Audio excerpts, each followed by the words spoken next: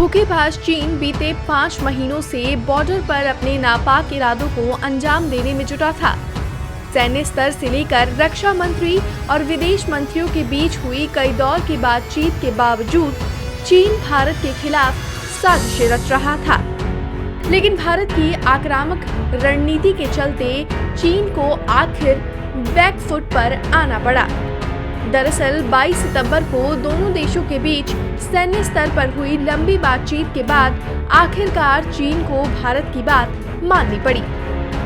खबरों की माने तो भारत और चीन की सेनाओं ने इस बात पर सहमति जताई है कि दोनों ही अब बॉर्डर पर और सैनिक नहीं बुलाएंगे। साझा प्रेस रिलीज में ये कहा गया है कि दोनों देशों के बीच विवाद पर खुलकर बात हुई। आगे भी कोशिश रहेगी कि बात होती रहे और सीमा पर सैनिकों की संख्या को कम किया जाए।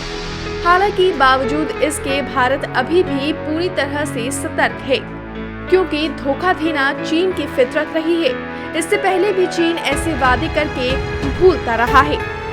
जानकारों की माने तो दोनों देशों के बीच ये विवाद सर्दियों तक खिंच सकता है, क्योंकि अभी दोनों देशों ने और सैनिक नहीं बुलाने की बात कही है।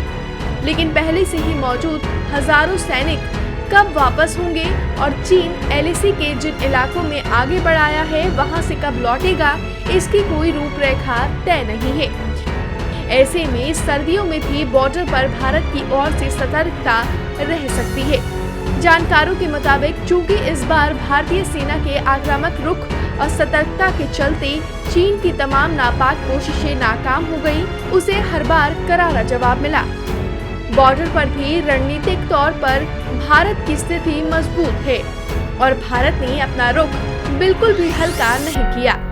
तो चीन को बातचीत की टेबल पर आकर समझौता मानना पड़ा। हालांकि ये देखना दिलचस्प होगा कि धोखेबाज चीन इस बार अपनी बातों पर अमल करता है या फिर नहीं। Bureau report.